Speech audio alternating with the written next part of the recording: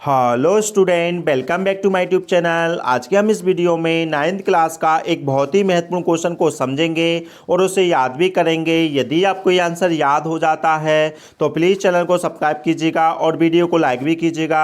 चलिए बगैर time waste की वीडियो को स्टार्ट करते हैं। सबसे पहले हम क्वेश्चन समझ लेते हैं। तो क्वेश्चन में लिखा हुआ है वाई। वाई मीन्स होता है क्यों। आज हो गई helping bar. The Holi man, Holi man, Holi का मतलब होता है पवित्र, होता है पवित्र व्यक्ति होता है, लेकिन यहाँ पर इसका मीन्स है संत है। तो यहाँ पर जो होली मैन थे वो क्या हो जाते हैं, सरप्राइज्ड हो जाते हैं, आश्चर्यचकित हो जाते हैं। ये क्वेश्चन जो है ना पैसिव वॉइस में पूछा जा रहा है।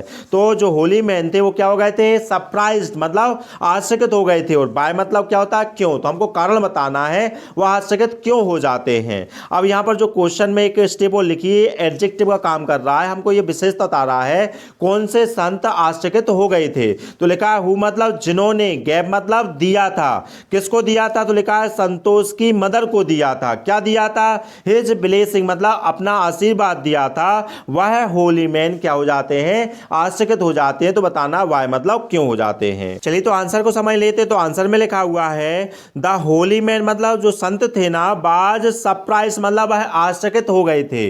अब हमको कारण बताना है क्यों हो गए। तो लिखा है बिकॉज मतलब क्योंकि हर ग्रैंड मदर, हर मतलब उसकी दादी माँ ने, किसकी दादी माँ ने, संतोष की दादी माँ ने शॉर्ट, शॉर्ट मतलब होता है मांग करना होता है। तो दादी माँ ने क्या किया था, शॉर्ट मतलब मांग की थी। अब किस चीज की मांग की थी, ब्लेसिंग मतलब आशीर्वाद देने की मांग की थी। अब आशीर्वाद जो लिया था किसके लिए लिया था। तो लिखा फोर मतलब के लिए, और डॉटर के लिए लिया था, एक पुत्री के लिए, उनके घर में पुत्री पैदा हो ऐसा उन्होंने आशीर्वाद लिया था। क्या लिखा है, जो ग्रैंड मदर है वो क्या करती है, शॉर्ट, शॉर्ट मतलब मांग करती है। किस चीज की मांग करती है। तो लिखा है ब्लेसिंग मतलब आशीर्वाद की।